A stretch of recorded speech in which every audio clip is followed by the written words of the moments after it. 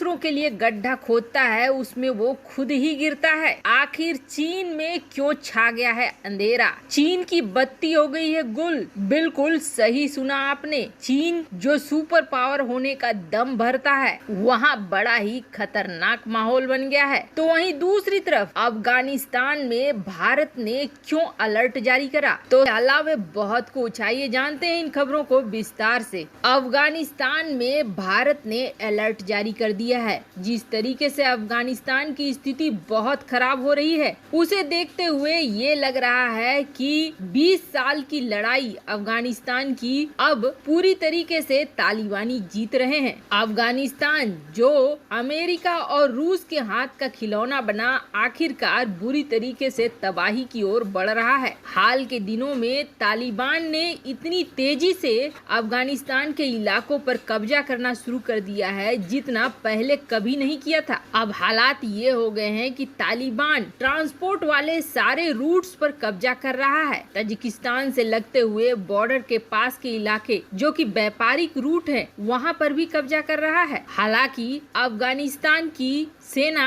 रोकने की कोशिश कर रही है, लेकिन भारी पड़ जा रहे हैं तालिबानी। इसका अंदाजा आप ऐसे लगा सकते हैं कि 50,000 लोग आसपास के भाग चुके हैं इधर उधर। सबके बीच आपको बता दें, अफगानिस्तान में भारत के कई बड़े प्रोजेक्ट चल रहे हैं। भारत ने $3 बिलियन खर्च किया है अफगानिस्तान में, और यहाँ पर इस वक्त अफगानिस्तान बन गया है दुनिया का सबसे खतरनाक जगह, जिसके भारत की एम्बेसी ने अलर्ट जारी करते हुए अपने नागरिकों को ये कहा है कि जो भी भारतीय अफगानिस्तान में है वो सुरक्षा दृष्टिकोण से उस इलाके में जाने की कोशिश न करें जिस इलाके में तनाव फैल रहा है, और बिना कारण घूमने की कोशिश भी न करें। और जो भी यात्री आना चाह रहे हैं अफगानिस्तान, अपनी यात्रा को रोक दे, और संभव है तो जो पहले से इस क्षेत्र में है वो वहां से बाहर निकल आए। यहाँ तक नागरिकों को आगाह किया गया है कि मुख्य शहरों से बाहर नहीं निकले, और अगर यात्रा करनी है तो रोड और हाईवे का इस्तेमाल न करें, बाय एयर यात्रा करने की कोशिश करें। साथ ही साथ भारतीय कंपनियां जो अफगानिस्तान में काम कर रही हैं, उसके लिए भी अलर्ट जारी करा है भारत की सरकार ने, और ये कहा है कि अपने कंपनी के प्रोजेक्ट में काम कर रहे लोगों को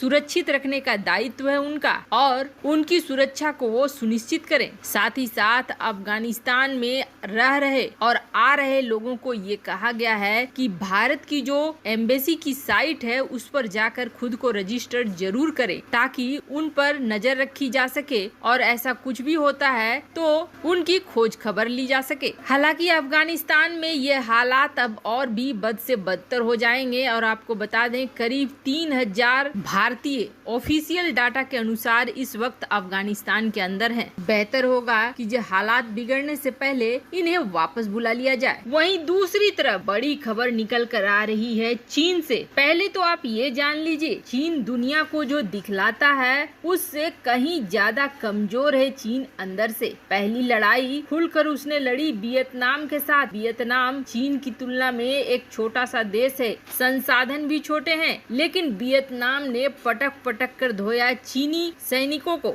अब बारी थी गलवान में भारतीय सैनिकों ने बुरी तरीके से धोया। जब रियल फाइट का सीन आता है तब चीन की असली स्ट्रेंथ निकल कर सामने आती है, और उस वक्त चीन दिखता है कि अंदर से चीन कितना कमजोर है। चीन की एक रणनीति है, और वो रणनीति उसकी किताब आर्ट ऑफ वार में दिखती है, जिसमें ये कहा गया है कि युद्ध वो ऐसा जीतना चाहिए जैसा कि जिसमें सैनिकों को लड़ना न पड़े, यानी कि डरा दो, धमका दो, इस तरह से प्रोपेगेंडा बना दो, इस तरीके से पूरी दुनिया के अंदर छवि और दहशत बिठा दो कि वो डर के मारे उन्हें ये लगे कि हमें चीन से पंगे नहीं लेने में ही भलाई है और हम उससे दूर रहे तो ही ज्यादा अच्छा है। और चीन ऐसा करता भी आया है। इस पूरे इलाके में देखेंगे तो चीन ऐसा ही कर रहा है। ताइवान के मामले में देखेंगे तो चीन ऐसा ही कर रहा है। लेकिन असलियत क्या है? अपने 100वें पार्टी की जन्मदिन मना रहे चीन की असलियत इस पूरे क्षेत्र में निकल कर सामने आ गई है। और इस क्षेत्र में जहाँ बड़ी तेजी से महामारी फैल रही है, ये तो हमने सुना ही था। गैस पाइप लाइन फट रहे हैं, ये भी हमने सुना था। कई जगहों पर विस्फोट हो रहा है और कई जगहों पर आग लग रहा है। ये सब कुछ इस पूरे इलाके में हो रहा है और ये पूरा इलाका है एक औद्योगिक इलाका। 5 ट्रिलियन डॉलर इस इलाके से जाता है चीन को। 5 ट्रिलियन डॉलर एक बहुत बड़ी रकम है। चीन की अर्थव्यवस्था में ये बहुत बड़ा योगदान है। पर